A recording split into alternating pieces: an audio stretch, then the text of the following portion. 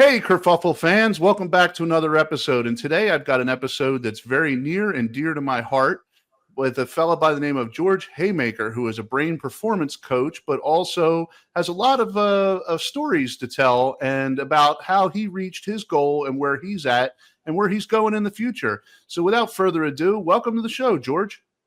Hey, Sean. Great to be here. Hello, everyone. Happy Monday. Thank you for coming. It's Mondays are always the best day of the week. You know why? Because it's the start of the end of the week. There you go. There's a positive mindset. I love that. So George, tell me a little bit about yourself, where you're from, and where you've been and what you're doing.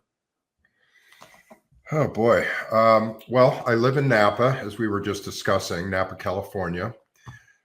Closing in on 65 years of age in a couple of months, and not really from anywhere. I moved over 30 times in my life, and that's a little bit of what defined me.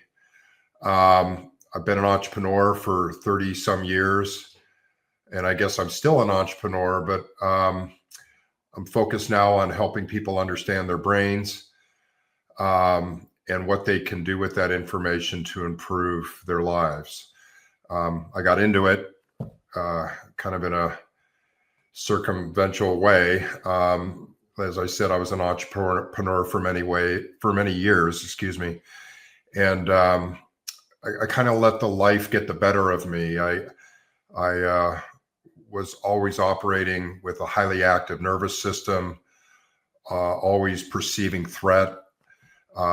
And a lot of that was because of how I grew up, the upbringing that I had, moving so much, and just kind of my relationship with my parents. I was disciplined a lot, and so I was always trying to prove myself. It was never enough. And so I grew up that way, moved into adulthood that way, and I have a lot of addiction in my family. So I ended up coping with a lot of these mental patterns that were uncomfortable: anxiety, some levels of depression, a highly active nervous system, always stressed out, always defensive, quick to anger. Ended up coping with that with drugs and alcohol, and it eventually brought me down. At the age of 52, I hit a hard bottom and ended up in rehab. And I just remember that moment as like it was yesterday, and just thinking to myself, how did I end up here and what's become of me?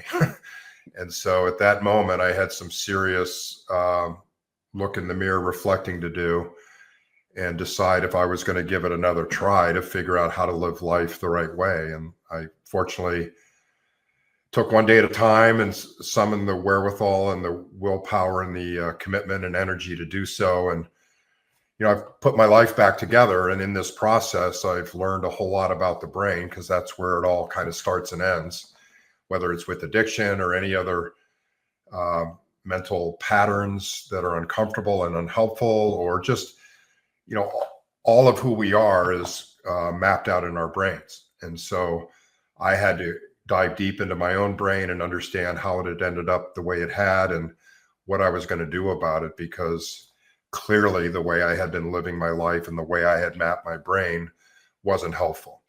And so that's what I've spent the last 12 years doing, is figuring all that out. And it's become so meaningful and transformative in my own life that I thought it would be a shame if I didn't share this with anyone else, just because it's just such a gift. And so that's what I decided a few years ago to do, was to leave what I consider the entrepreneurial world, where you're producing goods and services or whatever it might be, and just really looked at this as trying to help people navigate their own worlds, give them an understanding of how their brains work and what they can do to actually make positive changes. Because that, our brain is just so remarkable. It's willing to do whatever we ask it to do, but it just takes us to intervene and to guide and direct it. So with that, I'll stop. I know I've rambled a little bit, but that's kind of how I got here. So addiction is a thing that affects pretty much everybody. Somebody, if pretty much everybody knows somebody that has some form of addiction, whether it's, drugs, alcohol, gambling, sex, food, shopping, hoarding. I mean, these are all, you know, and among many other addictions, there's lots and lots and lots and lots of addictions, and it affects people every day. And, you know, one of the problems that a lot of people face is they don't understand addiction. They think they know the addiction because they live with somebody that maybe is,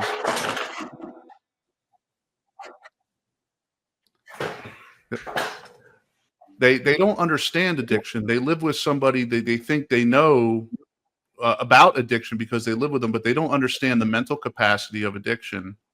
And it can hurt, not the addictions can not only hurt the individual that, you know, has the addiction, but also their family and friends and their livelihood and everything else. And you know, as somebody that has many people in my family and many people in my life that have suffered from addiction and died from addiction, that's one of the reasons why I started the podcast, was because somebody that I was close with growing up had a serious drinking problem and then got into hard drugs and eventually passed away. And I looked myself in the mirror and said, you know, it's time to start getting the word out and do what I want to do, because life is short. So, you know, addiction motivates people in many different ways. Now, you're talking about the brain performance. This is kind of interesting. You want to tell me a little bit about that and enlighten me on like the stuff in the brain that you've learned about addiction and stuff? Yeah, well, clearly, you know, when you're addicted and have those patterns that you've developed, because that's really what they are. They're patterns in the brain that we've, you know, developed and employed to cope with some underlying difficult mental experience that we're having. That's generally how it develops. And/or there's some genetic predisposition to it, like I had in my family, where the actual reward network in the brain, the parts of the brain involved in, you know, identifying and seeking and getting reward for experiences is not developed properly, or is malfunctioning. And so, you know, brain performance is more of a big umbrella around, you know, our mental performance is as broad, exists on as broad a spectrum as our physical performance does. So we all know times in our life where we've been in our best shape and our worst shape and everywhere in between. We clearly understand that there's this broad range of physical performance that we can attain or not attain based on, you know, what we put into it. The same exists for our brains, but we don't realize that. We just think that what's up there is what it is, and there's nothing we can do about it, and nothing could be further from the truth. And so that's really where I come at this, is not just from addiction, because addiction is obviously deleterious to brain performance. But it's just this overarching, you know, idea around, let's understand our brains better, how it works. Because I'll tell you that very few people understand how their brains work. And it's the thing that runs everything in our lives. It weighs 2 pounds, but it runs everything, including all of our other organs. And it consumes 25% of our energy. We understand more about, you know, every other part of our body than we do our brain. And so it's interesting, because people seem to think, well, if I need to know more about my brain, or when I begin to look into it or feel like I need to, then that means something's wrong with me, or I need to be fixed. And that's not the case at all. It's just that we have this broad range of performance that we can achieve. So why wouldn't we, when it's the one thing that's going to determine our success more than anything else in our life, why wouldn't we want to look into it and run that through training regimens, just like we would our bodies if we were an athlete? As a matter of fact, you know, most of the athletes we know go through mental training, because, you know, I was watching the golf tournament this weekend, and, you know, there's the greatest golfer in the world, Scotty Scheffler. What separates him from every other great golfer that he was competing against is his mind. It's that he can control his brain in the most pressurized moments better than anyone else can. All these guys have Wow. very, very similar physical skills, but he just has this ability to control his brain. So anyway, there's just so much to that. We can expand our intelligence, and intelligence is not just, how book smart we are. That's a very narrow slice of what intelligence is. Intelligence is made up of actually 16 different intelligence sections or skills or functions in the brain. We can I never knew expand. that. 16?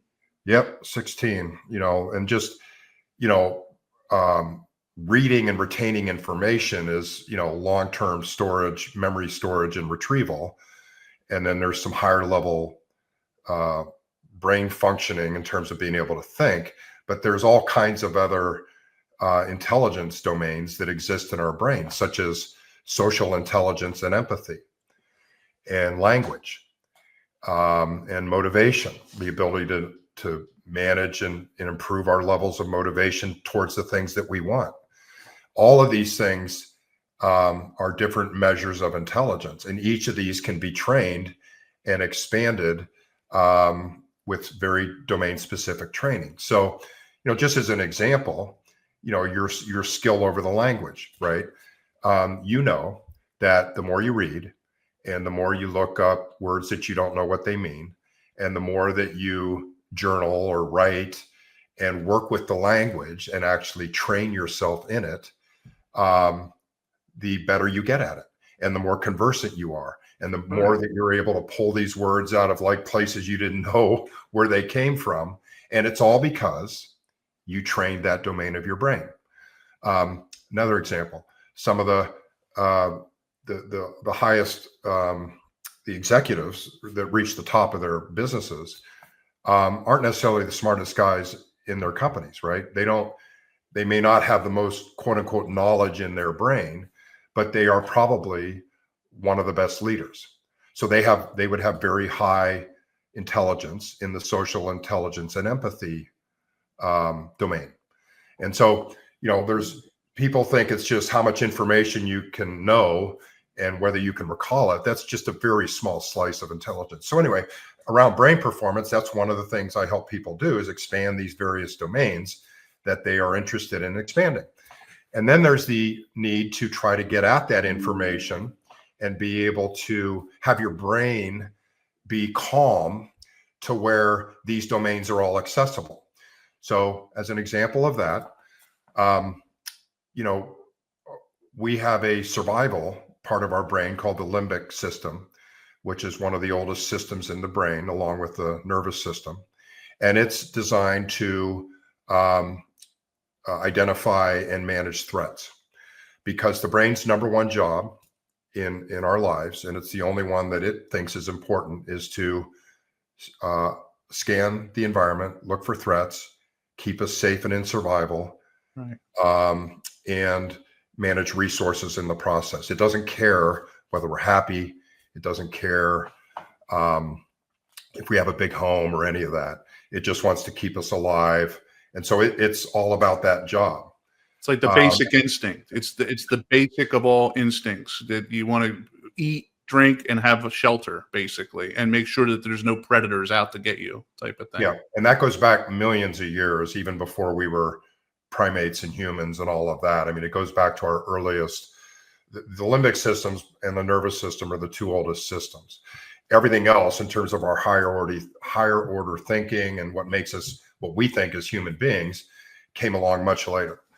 And so you're right that dominates everything. So if we are under threat, let's just give you an example. Let's say you're speaking in front of your company, and you've had experiences in your past where that's hard for you because you feel under threat and people are judging you and this and that. And that could have started like when you were a child. But what'll happen there is your brain will detect threat, that your social standing's under threat, your identity is under threat, all of these things, and you start to freak out. So what happens then is that your higher order parts of your brain will actually go offline, because all of the resources, all the energy, the blood flow, the glucose, the oxygen, all gets redirected towards the limbic part of the brain for survival. because that's, again, the brain's number one job. And it, above all else, that's what it's going to focus on.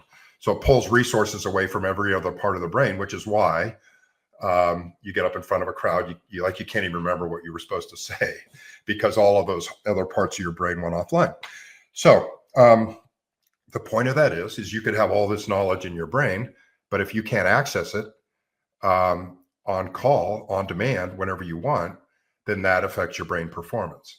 And so there's a bunch of different components of brain performance, and this is what I help people do. But the backbone underneath it all is for them to understand how the brain works, so that they're not guessing, so that this stuff starts to make sense. And when they are experiencing things in life, they're like, oh yeah, George taught me that this means that.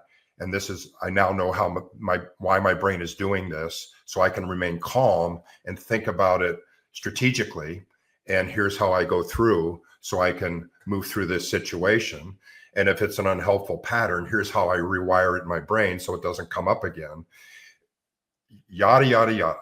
And so we can actually architect our own brains to perform the way that we want them as we go through life. And wouldn't that be great? Like, it's Right. just like we can train our bodies to be what we want them to be, we can train our brains to have them be what we want them to be. Well, the brain is a muscle. You do have to work at it. And, today everybody with their phones and stuff like that, there's like a dumbing down of stuff. A lot of people, because they're not utilizing their brain to the capacity of doing their own research. They're letting machines, fire off neurons or whatever it is to make them feel better. And social media is actually an addiction as well. People, spend hours and hours. I mean, if you could take the average person, I don't know how many hours a day they spend on social media, but that's a lot too. And, working the brain as a muscle. I'll give you an example. You talked about languages earlier, which kind of caught my eye. My brother is bilingual. He speaks like 7 languages. It's crazy. I can hardly speak English, and this guy is in here. I mean, he's in there. He's speaking Portuguese. He's speaking Latin. He's speaking Spanish. He's speaking German. He's speaking English. He's speaking broken Polish, enough to know words about that.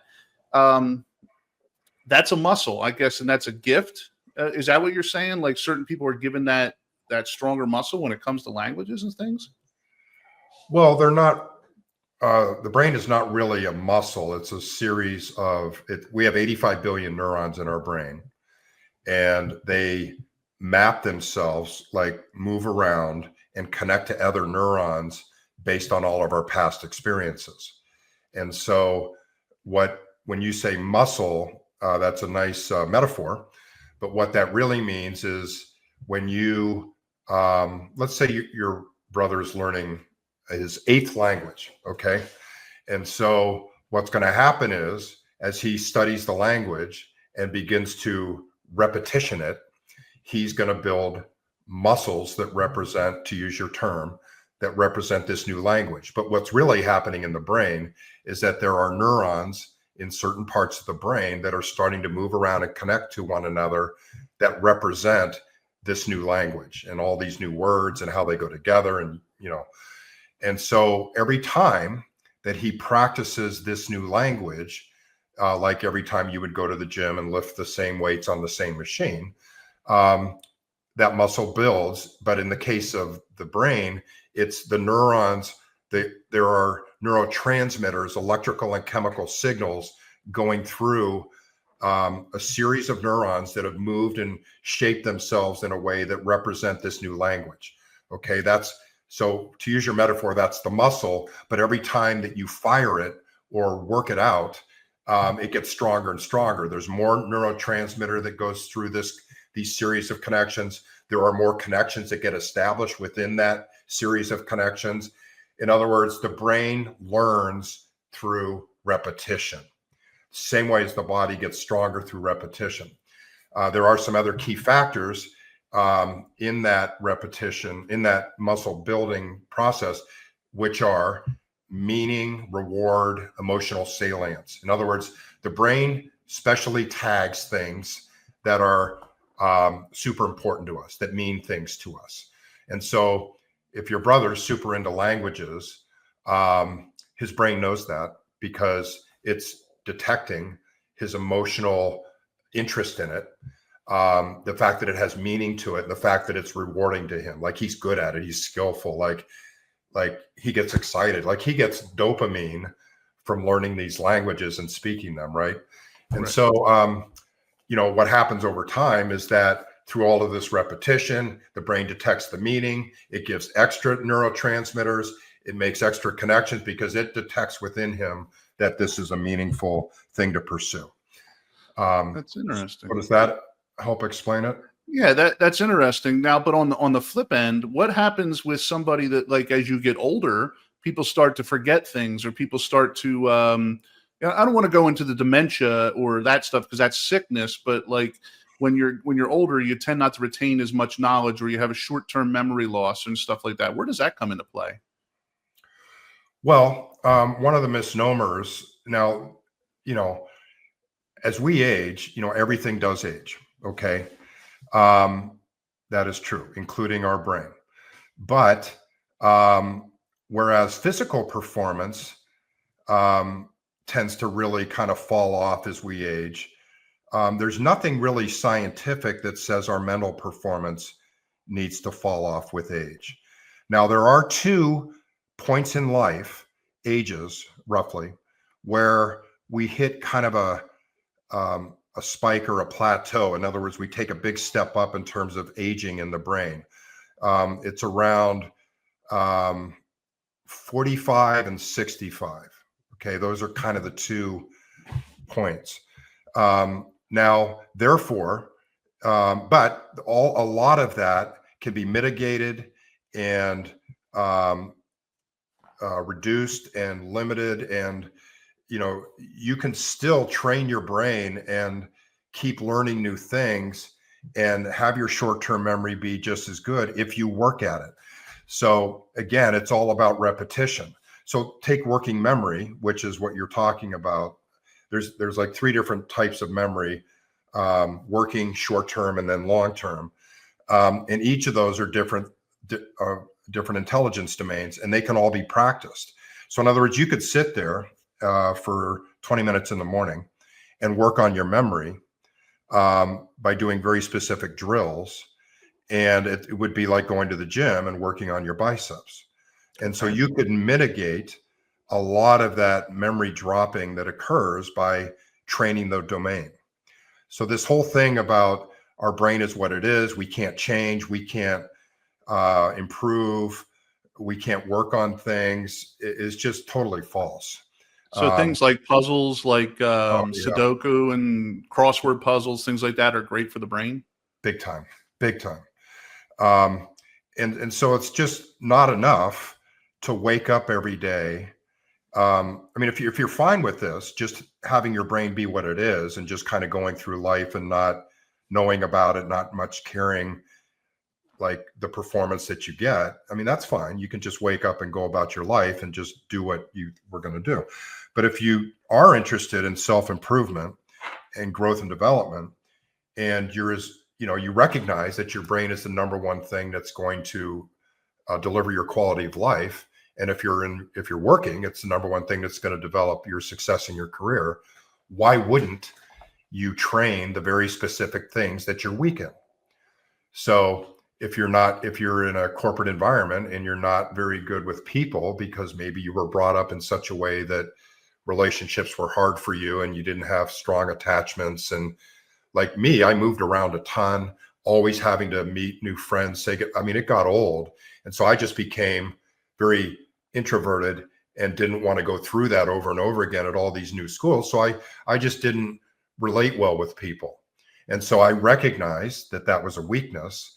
And then I had to start working on it. And you can practice being better with people, and you can get better at it. And so so these are all things, whether it's memory, social interaction, languages, just about anything you can think of, even cognitive processing speed, decision making, all of these things you can practice and get better at. That's interesting. So as far as the person then that has the addiction, the alcohol, let's just use alcoholism. I mean, again, there's hundreds of addictions, but a person, are they trying to numb part of that memory? Are they trying to numb part of the brain that doesn't, function as well, or maybe over functions? Or how does the addiction part come into that part, like the stimulation and things like that? Yeah. So you're right. Addiction is kind of, I call it all ice cream. Like the same things are happening in the brain no matter what you're addicted to. So that it's all ice cream, I call it. They're just different flavors. But what's happening is people can use substances to cope with underlying mental conditions or patterns that are uncomfortable.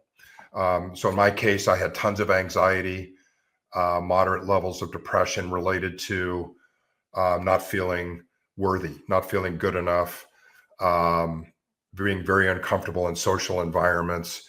And so that's one reason why people would use is that they use the substance and they find that all that gets better. They get these releases of dopamine, this feel-good chemical that takes over the brain and allows all those uneasy symptoms to dissipate. And so when they find that solution, they're like, holy mackerel, this works. And the other thing that can happen is with genetic predisposition, you'll notice how a lot of this addiction runs in families. It did in Yes. mine. My mom's entire side of the family were addicts. So what happens there is that you have a genetic code that doesn't necessarily mean you will be an addict, but if it gets expressed, if those genes get expressed through like stress or early adverse childhood experiences, then all of a sudden it like blooms like a flower. And then if you start to use substances, you'll find that you more easily become addicted. The other thing that happens is that when this is all around, the reward network of the brain, and it's Right. all about dopamine. Right. So we have a resting dopamine level of 50 nanomoles. And that's what is enough for us to want to get up out of bed in the morning and go about our day. Like if we had zero, we would just be dead in bed. We wouldn't even want to get up. Yeah, we wouldn't get out. Yeah, we all have a resting level of about 50. Now, when we have really fun and great life experiences, like eating the best meal we've had, having the best sex we've had, those types of things, we will get spikes of dopamine that maybe take us up to 100 to 150 nanomoles. So 2 to 3 times what our resting level is. Okay. And that's kind of the range in which the human brain is designed to process dopamine. So rest at 50, go up to 100, come back down to 50, go up to 125. You get the idea. Right. The thing about drugs and alcohol is they have dopamine. There's enough dopamine that gets released that is 2 to 10 times any of the normal life pleasures. So instead of going from 50 to 100, 150, you're going to 200 to 1,000. So meth, as an example, will give you a dopamine spike of 1,000 nanomoles. And so, your brain is designed to pursue reward. And so, ask yourself, if I were a brain and I could get 1,000 nanomoles of dopamine, which, just feels euphoric, versus 100, which would I prefer to have? Right. Right. Okay.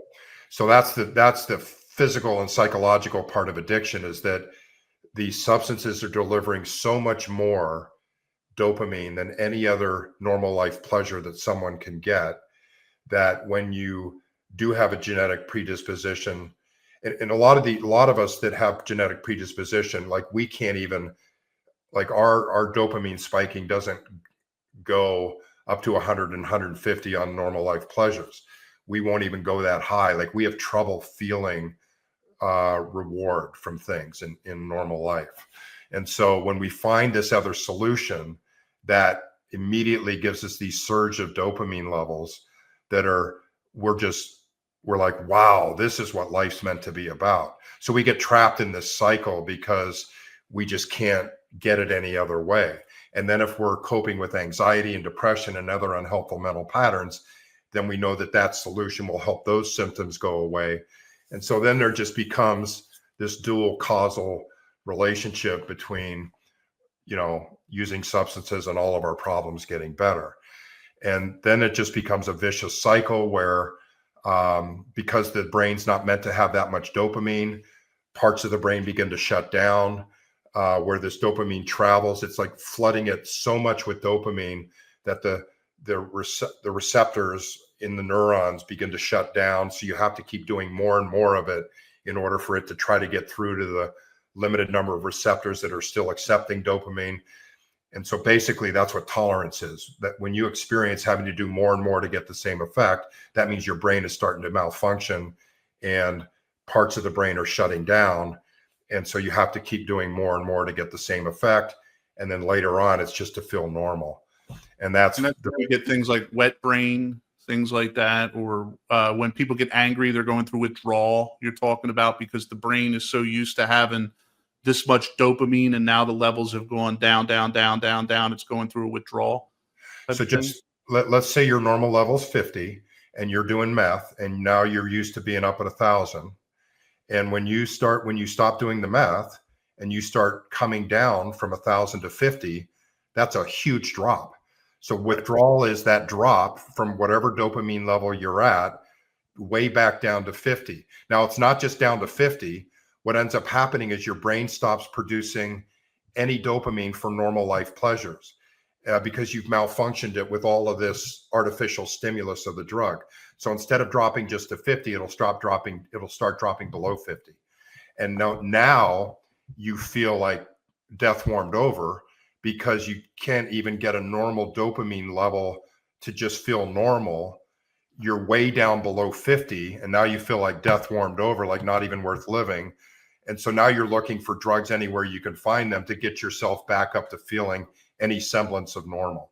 And that's the vicious cycle that you get in is you do the drugs, you experience this super euphoric high, tolerance sets in, the brain starts to shut down and malfunction. You have to keep doing more and more of the drug. When you stop doing the drug, you fall way below baseline dopamine level. You feel like death warmed over. You'll do anything. You have to do the drug just to feel normal again. And it just goes like this until you stop. And then what happens is over time, the brain will heal.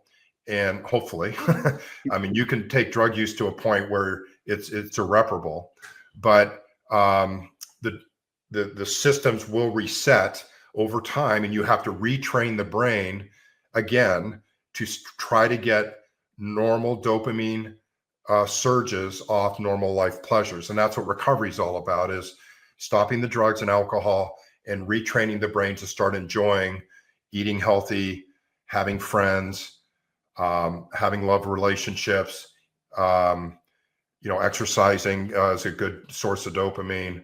So that's what recovery is all about. But this takes time, which is why recovery is a slow, long, arduous process, is because your brain is trying to, recover from this, like, think of a fire hose with dopamine rushing through your brain. And now all of a sudden you're shutting that off and you're asking it to, okay, now we're going to bring the garden hose back out again and retrain you to just live off this slower flow of dopamine.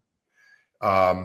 And so it takes a good amount of time, and it's a painful, long process, especially in the early stages, to hang on until you begin to experience, some dopamine from natural living again. Do you find that this is more? I don't know. I don't know the terminology I want to use, so bear with me. Do you find that people that start earlier in life, like teenagers or even preteens, 10, 11, 12, which people don't realize, people that babies are born with addictions, with their mother is a heroin addict or Right. what have you. Do you find that the brain, when this happens, because it's in this development stage, is harder to get to where it's got to go, and these people are living with this addiction problem because their brain grew up on this? It was developed that way. Yeah, you're 100%. So what happens is certain parts of the brain develop earlier than others. The last part of the brain to fully develop is the executive network, so the prefrontal cortex regions of the brain, the higher order thinking. That part of the brain, one of its jobs is to control impulses, to evaluate consequences. So generally, an adult, they go to a party, maybe on a Thursday night, and they ask themselves, their brain is actually having a conversation, the parts of the networks of the brain. The reward center of the brain is saying, hey, I'd love to have another drink. I'm having a good time. But the higher level thinking part of the brain says, the impulse control and the evaluating of consequences part of the brain says, something, we've got a meeting tomorrow at 9 a.m. I really need to be sharp, so we're not going to do that. Okay, that part of the brain doesn't fully develop until you're 25. So if you're a teenager and you're consuming substances, which, the reward limbic part of your brain loves, but it doesn't have the brake or the check and balance like government branches, or like in your car, we have an accelerator and a brake. When you're a teenager, you have really a fully developed accelerator, but your brake hasn't fully developed. Your front part of your brain isn't strong enough and doesn't have enough experience to then put the proper check and balance on your reward network of your brain. And so that's exactly what'll happen is you can be an addict by the time your front part of your brain ever fully develops. And so super dangerous for kids that are heading down that path, because they don't have a fair shot. Their brains aren't fully developed to where they have this check and balance to be able to try to, make these smart decisions. Especially if it's, and there's also the genetic compound on top of it too, or mom or dad or grandpa has that drinking problem or that pill problem or whatever. And then you're also a teenager getting sucked into it. It's kind of like a double whammy, and your brain doesn't get to function. But is there a way for them to overcome this? Like, I mean, if they start such an early age, and seems like sometimes some people have the cards dealt against them. It's in their genetics. They started early. Is there a way for them to overcome that by training their brain? Yeah, but the key is, do they know that their brain needs to be changed? Do they know that they're in danger? You have to be aware that this is going to be a problem if you continue.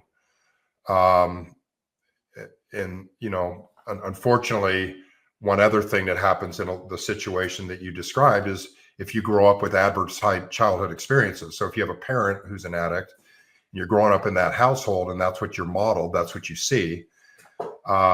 Generally speaking, if you have an addicted parent, your upbringing is not going to be pleasant. And so you're under stress, under threat. You're not getting the love and and when we're all children, really what we need is support, love, security, safety, protection, that solid attachment. If you're not getting that, then you're under threat. And so your front part of your brain, any thinking part of your brain is beginning to shut down, and your reward system, your threat system is taking over. You're stressed out, you're anxious.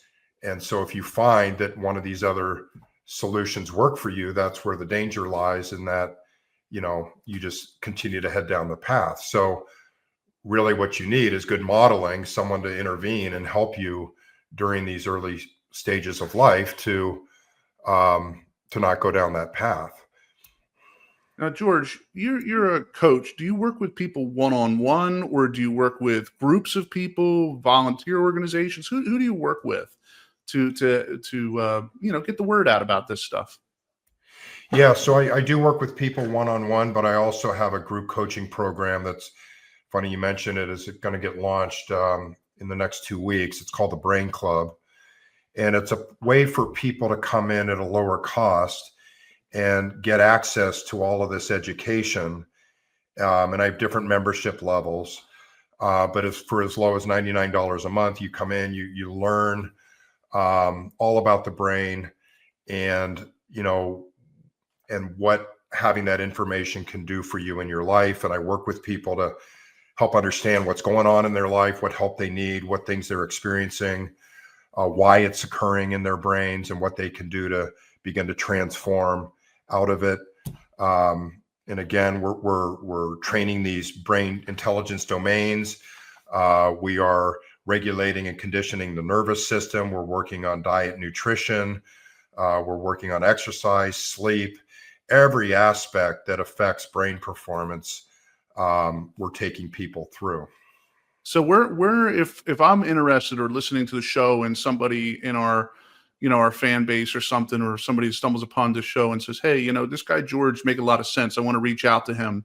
Maybe I need some help, or I know somebody that needs some help or something like that. Where are some places that they can find you, reach out to you, connect with you, and see where the path takes them? Yeah, my website is georgehaymaker.com. You can also find me on LinkedIn under George Haymaker. And also I have a YouTube channel, which has a lot of content on it. So any one of those three places, there's a link to have a free call with me for 30 minutes on my website. If you want to, just discuss what's going on with you to see if, brain science would be, a solution for you, something that where knowing more about your brain could help you. I guarantee you the answer is going to be yes. I mean, there's just no reason why we shouldn't know more about our brains and how it can help shape and direct our mental life. And George, if you could give one message to that man or woman out there struggling with this addiction, or struggling with something that needs this, what would that message be? Well, I always try to leave people with hope. The brain is because I think when I remember very clearly being in that spot, there's hopelessness. You know how you got there, but it like that when you become an addict, it just is overwhelming, and you don't know how to get out of it.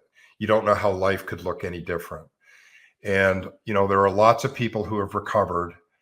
And the brain is very forgiving. It's willing to change.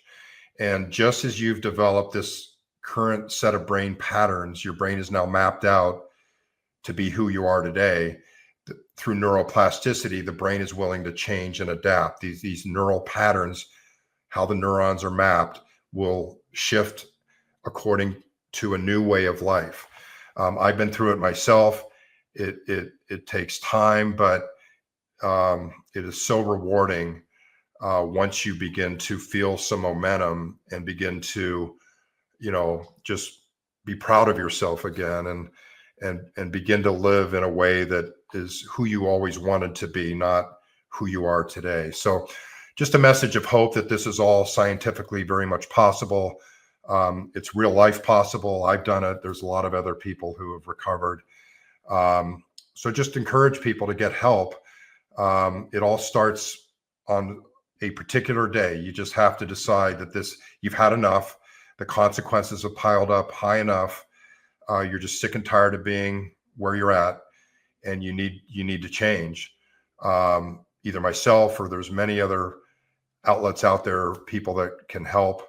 I am particularly fond of, what I do, just because I know that all of this happens in the brain. And when you start to understand how it works, you can become much more involved in, determining your own destiny.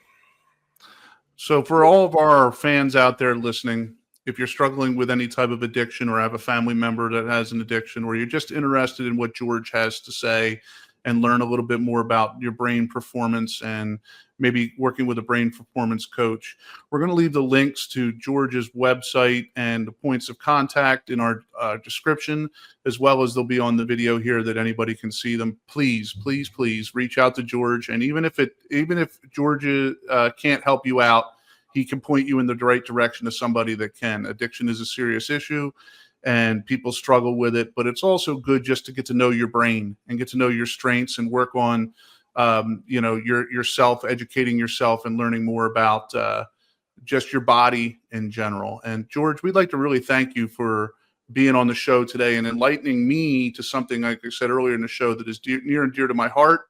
I've lost many friends and family members to addiction and have seen worse things than most people that were a young man should probably see when I was growing up. So thank you, George, for being on the show today. My pleasure, Sean. Thanks so much for having me. And I hope at least somebody got something out of what we talked about today. And if you like what you saw, make sure to like, share, and subscribe, and click that notification bell. We're on YouTube, we're on Rumble, we're on Instagram, we're on Facebook. You can also find us on Spotify, iTunes, and we're on Amazon. We're also on TikTok, and you name the social media platform, we're probably there. So make sure, go there and like, share, and subscribe. Follow George and get a hold of George Haymaker if you have an issue. And until next time, this is the Clean Kerfuffle.